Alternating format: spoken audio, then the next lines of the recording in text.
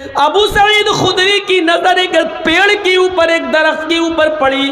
क्या देखते हैं? उस दरख्त के ऊपर एक नेस्ट है, एक घोंसला है, और उस घोंसले में एक चिड़िया के 2 बच्चे ची ची कर रहे हैं। अबू सईद खुदरी को वो बच्चे बड़े प्यारे नजर आए।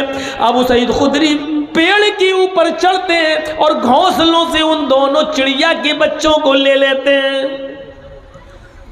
वो चिड़िया के बच्चे ची ची कर रहे हैं और उसी पेड़ के नीचे बैठ जाते हैं। थोड़ी देर के बाद इन बच्चों की माँ चिड़िया आती है। वो घोंसले में अपने बच्चों को नहीं देखती है। इन बच्चों की चीखने की, ची ची करने की आवाज़ चिड़िया के कानों में जाती है। चिड़िया के मुंह में जो दाना था, जो अपने बच्चे को खिलाने के लिए लाई थी, उसने चिड़िया ने मुंह खोल दिया और वो दाना नीचे की तरफ गिर गया। चिड़िया अब अबू सईद खुदरी के सर पर मुड़लाने लगी और पर मारती थी, यानी इशारा कर रही थी कि मेरे बच्चे मेरे हवाले कर दो।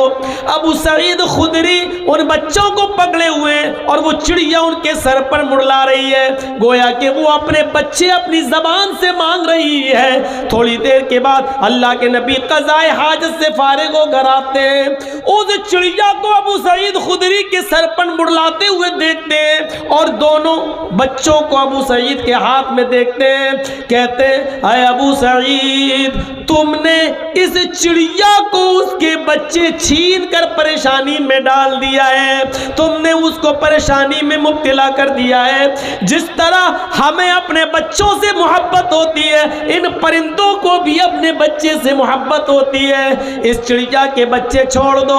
अबू सईद खुदरी ने चिड़िया के बच्चे जैसे ही छोड़े, चिड़िया ने फौरन एक पर से उठाया, चोंच से दबाया और अपने बच्चे को लेकर उड़ी और घोंसले में रख दिया।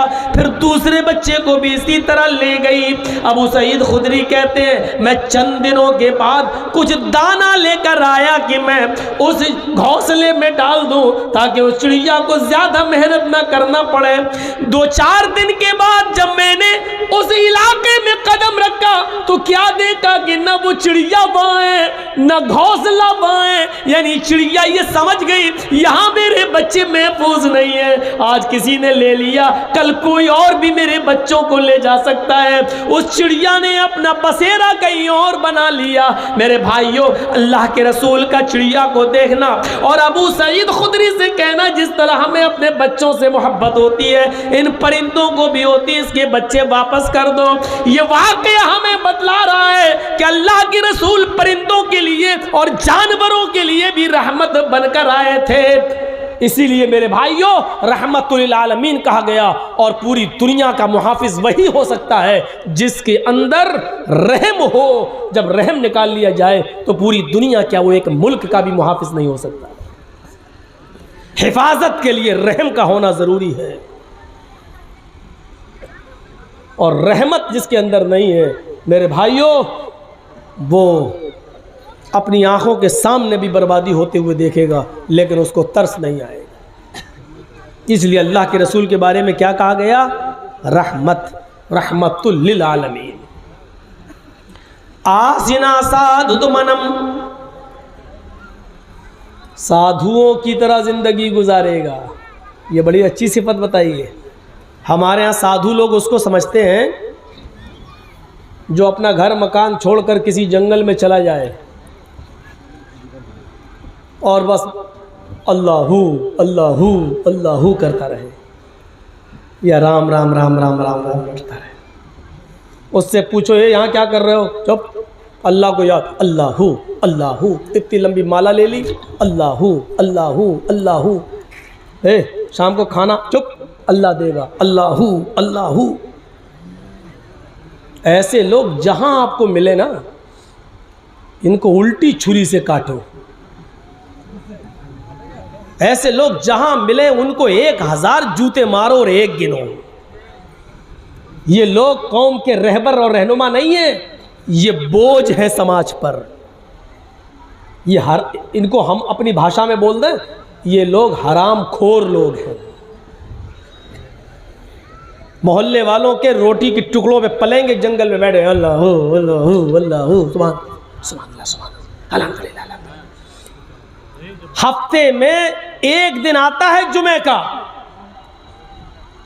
जो बड़ा मुबारक दिन है और जिसके नाम पर अल्लाह ने पूरी एक सूरत ही नाजिल कर दी, सूरतुल जुमा।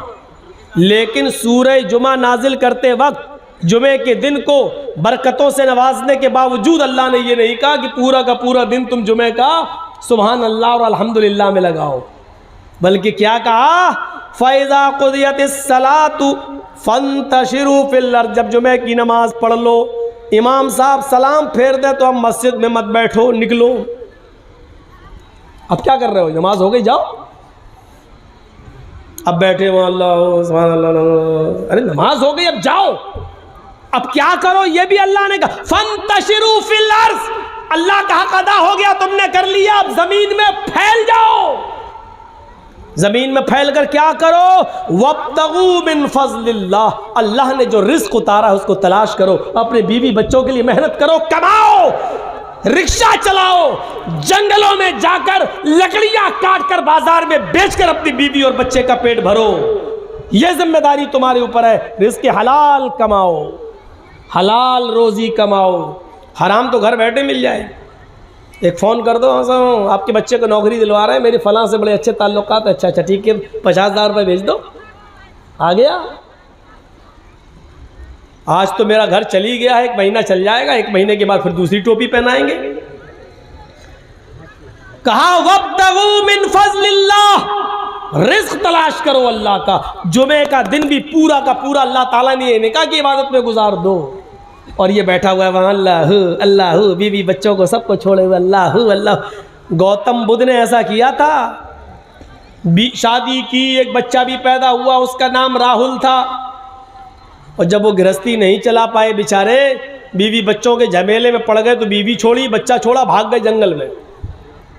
और लोगों को क्या बेवकूफ़ बना दिया, हम सच्चाई की तलाश में जा रहे हैं, सत्य ढूंढने के लिए जा रहे हैं, और फिर वो पूरी जिंदगी उन्होंने जंगल में गुजारी, अल्लाह अल्लाह करते हुए, राम राम करते हुए, भगवान को याद करते हुए, और लोगों में मशहूर हो गया बुद्धिस्टों में कि वो तो सच्चाई की राह में अपनी बीवी को त्याग करके, अपने बच्चे को छोड़कर, अपनी बीवी को छोड़कर सच्चाई की तलाश में चले गए। सच्चाई की तलाश में उन्होंने अपनी पूरी ज़िंदगी जंगल में गुजार दी। अल्लाह के रसूल ने ऐसी ज़िंदगी गुजारने से मना किया है कि जंगलों में चले जाओ और अपनी बीवी बच्चों को छोड़ दो, नहीं, फरमाया कि बीवी का भी हक अदा करो, मजदूरी भी करो, मेहनत भी करो। इबादत के बाद सबसे पहले हुक्म क्या दिया, फ़ैज़ा क़ुज़ियतिस सलात, नमाज पढ़ ली। अब दूसरा हुक्म क्या है, फ़ंतशिरू फ़िल अर्ज़, ज़मीन में फैल जाओ। और उसके बाद ऑर्डर क्या है, वब्तगू मिन फ़ज़लिल्लाह, रिज़्क़ रोज़ी तलाश कर, अल्लाह का फज़ल तलाश कर, हराम मत कमाओ। तुमने अल्लाह की इबादत कर ली, उससे मांग भी लिया। भाई दोनों सजदों के बीच में आप बैठे थे, दुआ की थी अल्लाहुम्मा ग़फ़िरली वरहमनी वहदनी वआफ़नी वरज़ुक़नी, आपने रिज़्क़ सब मांग लिया, रिज़्क़ भी मांग लिया, मग़फ़िरत भी मांग ली, रहम भी मांग लिया, आफ़ियत सेहत तंदुरुस्ती सब कुछ मांग ली, उसमें आपने रिज़्क़ भी मांग लिया। लेकिन मांगने से काम नहीं चलेगा, मांगने के बाद प्रैक्टिकल करके दिखाओ, यानी कमाओ और मेहनत भी करो, और फिर अल्लाह पर तवक्कुल करो, यानी अब आप मेहनत करो और भरोसा अल्लाह पर करो, इंशाअल्लाह हाथ पैर मार रहा हूं तो अल्लाह में देगा। दोनों चीज़ें, ये नहीं कि हमने मांग तो लिया नमाज में, वरज़ुक़नी, अल्लाह में रिज़्क़ दे, अब बैठ गए अल्लाह देगा, अल्लाह देगा, बैठ गए। क्यों, हमने मांगा तो है भी नमाज के बाद, अल्लाह से मांगा, अल्लाह देगा, अल्लाह देगा। ऐसे तो अल्लाह ने इब्राहीम अलैहिस्सलातु वस्सलाम की बीवी हाजरा के बेटे इस्माईल के लिए भी ज़मज़म का चश्मा जारी नहीं किया। हाजरा देख रही है मेरे बेटे के होंठ सूख चुके, और इब्राहीम मुझे अल्लाह के भरोसे पर छोड़कर चले गए, लेकिन अल्लाह ऐसे तो नहीं देगा कि हम हाथ पे हाथ धरे बैठे रहें। कुरान पढ़िए, हदीस पढ़िए, हाजरा अपने बच्चे के पानी के लिए दौड़ती है, पहले भागती हुई जाती हैं, सफा पहाड़ी के ऊपर चढ़ जाती हैं, दौड़ती हुई जाती हैं, सफा पहाड़ी के ऊपर चढ़ जाती हैं, और सफा से झांक कर देखती हैं कि देखे कोई कबीला रहता हो नीचे, अगर कोई गांव है, बाशिंदे हैं, कोई रहाइश है किसी की, तो मैं नीचे चली जाऊं और अपने बच्चे के लिए थोड़ा सा पानी ले आऊं, लेकिन झांक कर देखती हैं बियाबान जंगल है। चलो वो एक और पहाड़ी है, उस पहाड़ी पर चलती हूँ, शायद उसके नीचे कोई बस्ती रहती हो। सफा से दौड़ती हो, मरवा की तरफ भागती हैं, कभी आहिस्ता चलती हैं, कभी तेज चलती हैं। मरवा पहाड़ी पर पहुंच जाती हैं, वहां से झांक कर देखती हैं, उधर भी कोई कबीला नहीं, कोई गांव नहीं, कोई बस्ती नहीं। सफा से मरवा, मरवा से सफा, सफा से मरवा, मरवा से सफा, सफा से मरवा, मरवा से सफा, फिर सफा से मरवा 7 चक्कर लगाती हैं। और 7 चक्कर लगाने के बाद थक गई, आ गई अपने बेटे के पास का, अल्लाह मेरे शौहर इब्राहिम मुझे और इस बच्चे को तेरे हिफ्ज़ व अमान में छोड़ के गए, तेरे भरोसे पर छोड़ कर गए। और मैं एक औरत हूँ, जितना दौड़ना था मैंने दौड़ ली, जितनी मेहनत करना थी मैंने कर ली अपने बच्चे के पानी के लिए। एक औरत साथ अपने मासूम और दूध पीते बच्चे को छोड़ कर वो कहाँ जा सकती है? आय अल्लाह मेरे बेटे के लिए पानी का इंतज़ाम कर दे। दिल से जो आह निकलती है वो असर रखती है, पर नहीं ताकत परवाज मगर रखती है। हाजरा की आवाज दिल से निकली थी, नजरें आसमान से नीचे की, क्या देखती है कि मेरा बेटा इस्माइल जिस जगह पर एड़ियां रगड़ रहा है, अल्लाह ने जिब्रील को हुक्म दिया अपना वहीं पर मारो। जिब्रील ने वहीं पर अपना पर मारा और वहीं से पानी का चश्मा जारी हो गया। जम पानी का चश्मा जारी हो गया। हाजरा ने पानी को बहते हुए देखा तो उसकी मुडेर बांधने लगी, ये बह ना जाए, पानी कहीं ख़त्म ना हो जाए। वो बेचारी मुडेर बांधने लगी, मिट्टी से खड़ा करके उसकी मुडेर बांधने लगी। अल्लाह के नबी ने फरमाया अल्लाह हाजरा पर रहम फरमाए, अगर हाजरा ने उस पानी को घेरा ना होता, उस पानी को घेरा ना होता तो अल्लाह ताला उस पानी को सारी दुनिया में पहुंचा देता, और जब सारी दुनिया में पहुंच जाता तो कदर ख़त्म हो जाती। जो चीज़ आसानी से मिल जाए तो उसकी कदर ख़त्म हो जाती है। आज गंगा जल की कोई कदर नहीं है, आदमी ले तो लेता है लेकिन जल्दी पीना नहीं चाहता, क्योंकि वो जानता कि गंगा में कितने लोग क्या क्या करते हैं, वो जानता है। लेकिन अकीदा है इसलिए ले आता है, बेचारा भरकर ले आता है। लेकिन आज उस गंगा की कोई कदर नहीं है, बस गंगा माँ है दर्जे में, लेकिन कदर क्या, उसी में लोग लैट्रिन कर रहे हैं, उसी में पेशाब कर रहे हैं, उसी में डुबकी लगा रहे हैं, उसी में नहा रहे हैं, सब कुछ कर रहे हैं, और फिर वही पानी पी भी रहे हैं, तो कदर ख़त्म हो जाती है। हाजरा बार बार पानी को रोक रही हैं और अपनी अबरानी ज़बान में बोलती जा रही हैं, जम जम जम जम, यानी रुक रुक, अरे ठहर, कहाँ जा रहा है, रुक रुक, ठहर ठहर। उस पानी का नाम ही पड़ गया जमजम। उन्होंने बोला था जम जम, रुक रुक रुक, अरे ये तो रुक कहती जा रही हैं, उस पानी का नाम अल्लाह के रसूल ने भी उसको बदला नहीं, वही रहने दिया जो हाजरा की ज़बान से निकला था। बताने का मकसद यह है कि हाथ पे हाथ धरे हुए वो भी नहीं बैठी रही, अल्लाह पे भरोसा मेरे बेटे को पानी मिल जाएगा, दौड़ना उनको भी पड़ा। हाजरा दौड़ रही हैं। इब्राहिम अलैहिस्सलाम अपनी बीवी और बच्चे को अल्लाह पर भरोसा करके छोड़ गए और दावत तौहीद के लिए निकल गए, निकलना उनको भी पड़ा। हम लोग इतने बड़े मजबूत आदमी हैं कि एक जगह बैठ जाएं, अल्लाह अल्लाह अल्लाह अल्लाह करते रहे, हमें तो आसमान से मिलेगा। इसीलिए मैंने कहा कि ये जहां मिले समझ लो यह सबसे बड़ा हराम खोर है, ये बोझ है पूरे समाज के ऊपर, सोसाइटी के ऊपर ये आदमी बोझ है। मेहनत करना सीखो, मेहनत। तो बात थोड़ी सी आगे, आसिना साधु मना, वो साधुओं की तरह रहेगा। साधु उसको नहीं कहते हैं, साधु उसको कहते हैं कि जिसके पास सब कुछ हो, बहुत कुछ हो, लेकिन उसने अपने ऊपर खर्च ना किया हो, सब गरीबों और मिस्कीनों पर लुटा दिया हो, इसको क्या बोलते हैं? साधु। और अल्लाह के रसूल इस तारीफ पर फिर बैठते थे। सब कुछ था, अल्लाह के रसूल गरीब थे? नहीं। जो कहता है अल्लाह के नबी गरीब थे वो कभी कभी ज़्यादा ही गुलू कर जाता है। अच्छा, आप कितने जानवरों की कुर्बानी कर लेंगे? मुश्किल से 1 बकरा, 2 बकरा, बहुत हुआ 3, या बड़े जानवर में आप हिस्सा डाल लेते हैं। 3-4 जानवरों से बड़ा अमीर आदमी भी 2-3-4 जानवरों से ज़्यादा कुर्बानी नहीं कर पाता है। लेकिन अल्लाह के रसूल सल्लल्लाहु अलैहि वसल्लम ने 100 ऊँटों की कुर्बानी की। और अरब के अंदर एक ऊँट बड़ा महंगा माना जाता है जिसको सुर्ख ऊँट कहा जाता है। सुर्ख ऊँटों की कुर्बानी की 100। जब अल्लाह के नबी ज़िबा करने के लिए तैयार हो गए नहर करने के लिए, तो 63 ऊँटों को अल्लाह के रसूल ने अपने हाथ से नहर किया।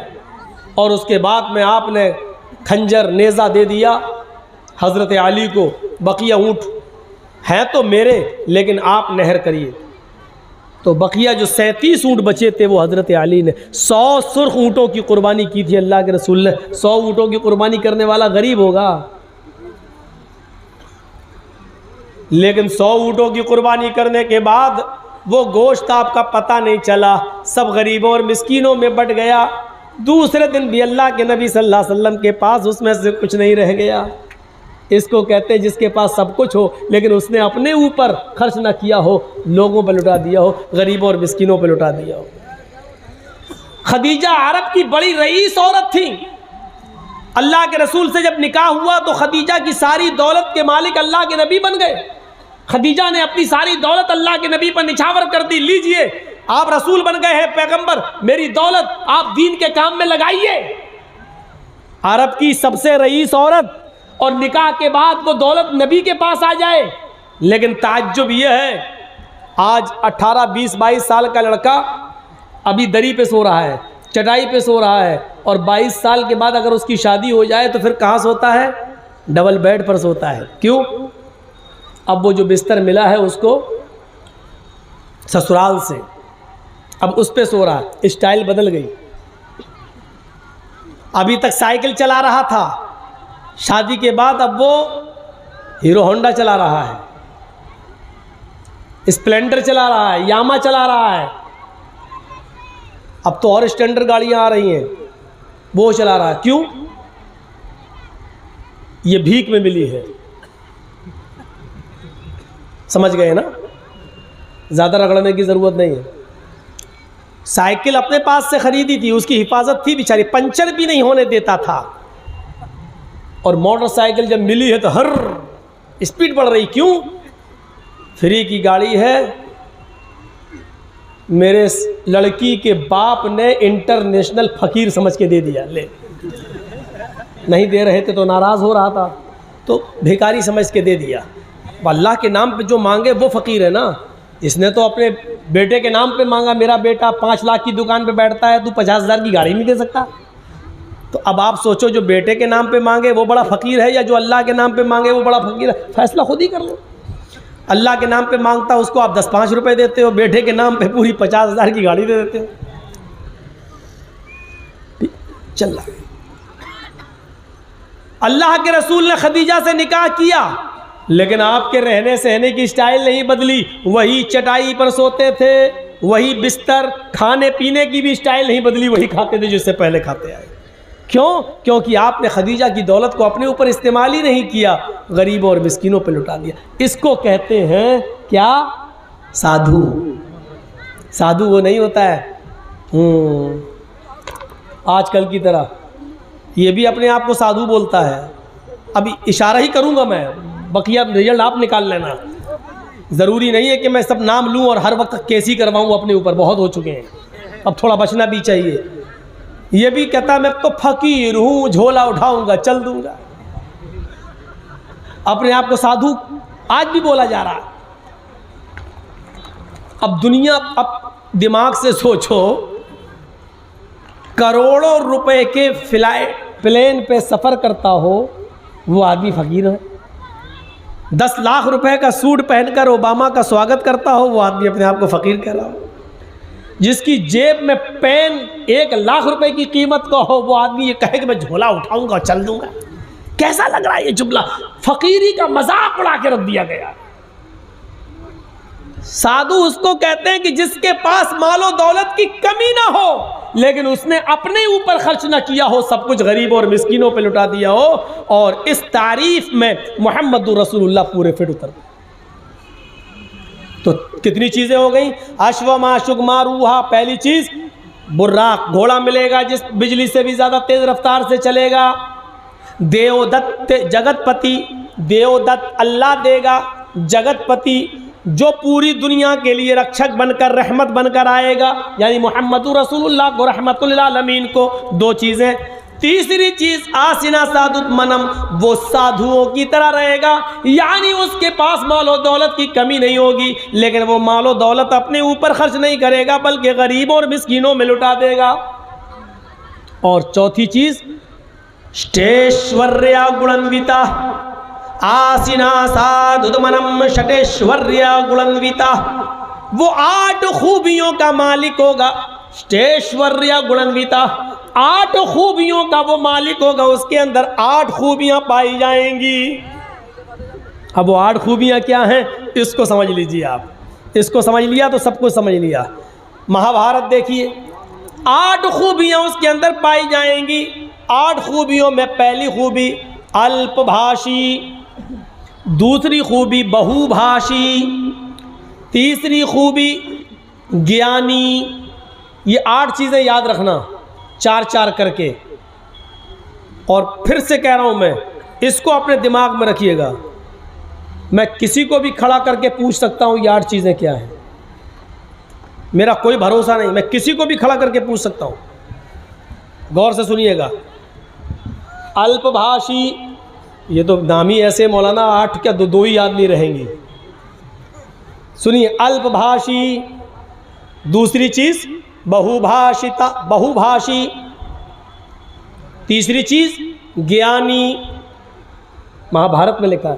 चौथी चीज श्रुतु ज्ञानी। 4 चीजें याद हो गई। अल्पभाषी 1, बहुभाषी 2, ज्ञानी 3, श्रुतु ज्ञानी 4। ये 4 एक तरफ रखिए। अब 5वीं चीज पे आइए, पराक्रमी। 6ठी चीज दानी। 7वीं चीज कृतज्ञ। और 8वीं चीज दयावान। यूपी के चीफ मिनिस्टर योगी को भी मालूम नहीं होंगी, राम भक्त हैं, लेकिन महाभारत की 8 चीज़ें उनको मालूम नहीं होंगी। और उनको क्या, इनको भी मालूम नहीं होंगी, फ़कीर साहब को। राम के नाम पे बस ज़िंदगी काटेंगे, लेकिन किताबों से कोई वास्ता नहीं। और अगर किताबें पढ़ लें अपनी, सच कहता हूँ, जो हिंदू धर्म को सच्चे दिल से अगर पढ़ ले, तो वो ऐसा हो नहीं सकता जैसे ये आज है। मैं दावे के साथ कह सकता हूँ। अब सुनिए एक एक का मतलब। पहली चीज क्या बताई थी मैंने? अल्पभाषी। 8 खूबियां उसके अंदर होंगी। पहली खूबी अल्पभाषी, कम बोलने वाला, बहुत कम बोलेंगे। कम बोलने वाला आज कोई दिखता ही नहीं है। और एक बेचारा था, वो बिल्कुल ही कम, वो बोलता ही नहीं था, इनसे पहले वाला मनमोहन सिंह। वो बेचारे बोलते ही नहीं थे, हंसते रहते थे। और ये बेचारे चुप नहीं रहते हैं, ये बोलते ही रहते हैं। इनको खुद नहीं मालूम हम बोल क्या रहे हैं, झूठ है कि सच है। सऊदी अरब में गए थे हमारे हजरत, तो वहाँ के बादशाह से कहने लगे तोप देखकर कि ये कितना फेंकती है, मतलब इस तोप की रेंज कितनी है। तो वह सऊदिया के बादशाह ने कहा वल्लाही आपसे कम फेंकती है। हो गया जवाब, जो कहना था मैंने कह दिया। इन्होंने पूछा कि ये तोप की रेंज क्या है, कितना फेंकती है ये, तो उन्होंने कहा वल्लाह आपसे कम फेंकती है।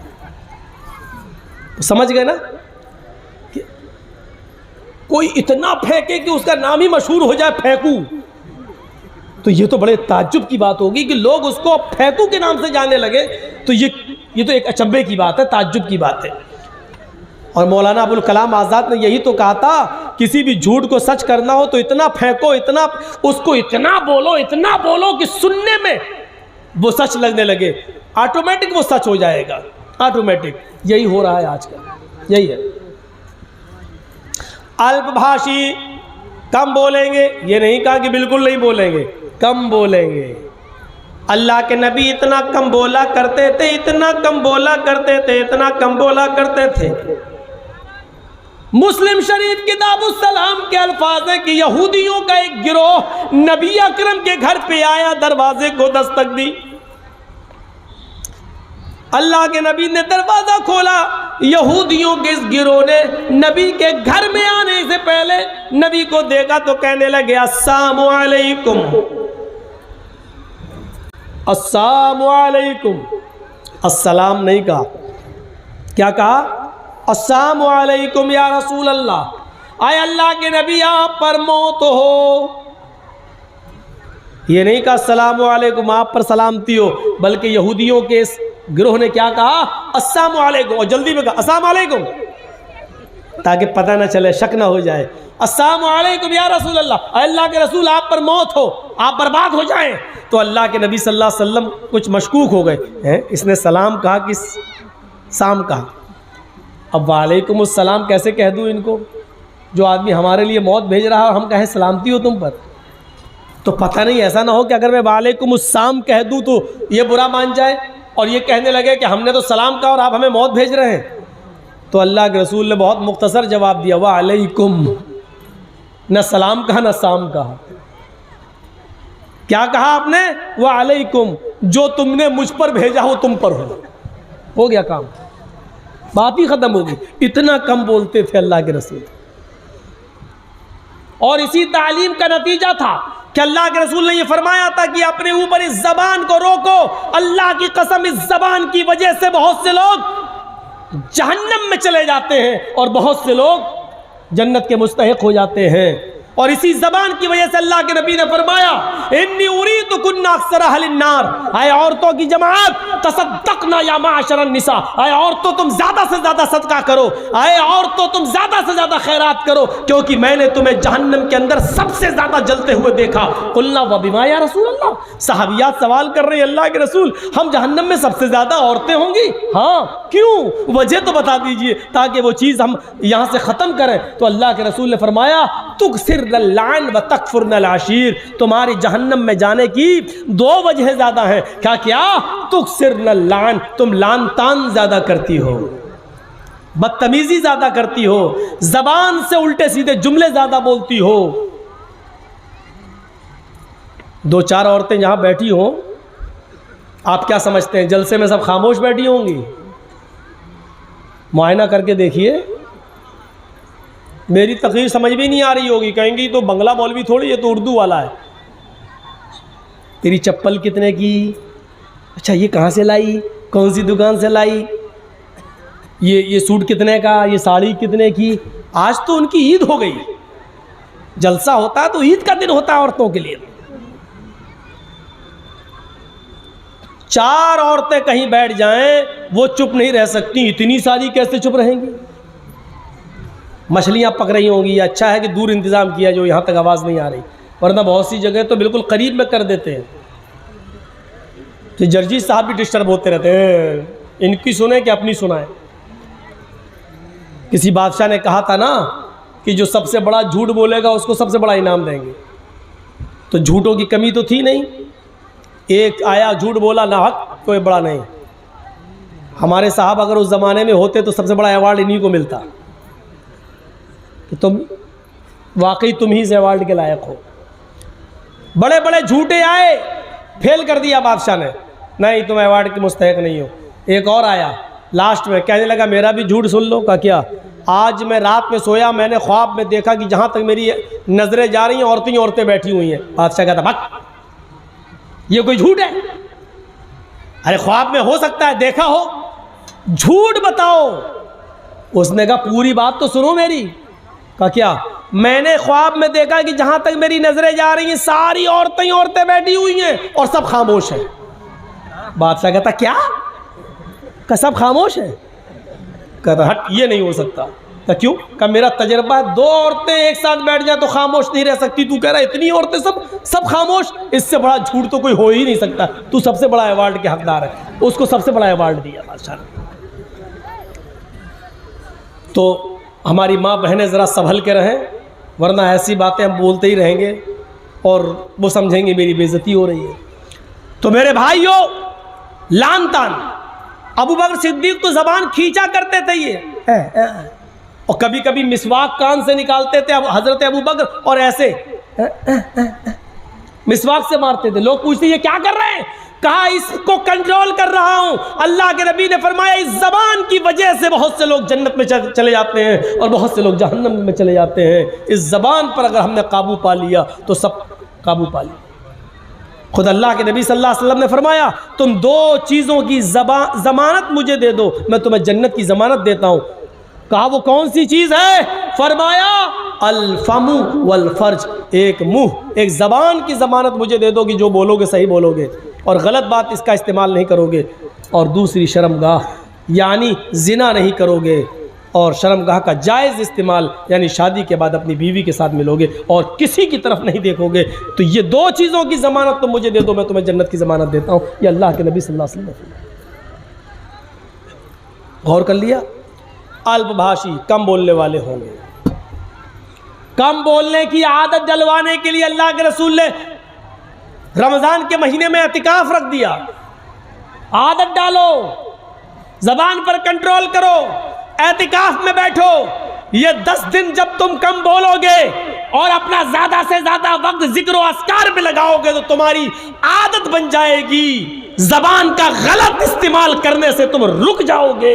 ऐसे काम बताए हैं अल्लाह के नबी सल्लल्लाहु अलैहि वसल्लम ने जिन पर अमल करके हम ज़बान को गलत गीबत, चुगली, हसद, कीना, बुग़्ज़, इनाद, दुश्मनी से रोक सकते हैं। पहली चीज़ क्या बताई महाभारत में? कम बोलने वाले होंगे। ये सिफत अल्लाह के नबी के अंदर पाई जाती थी। दूसरी सिफत बहुभाषिता, मुस्तकबिल की, भविष्य की बातें बताएंगे।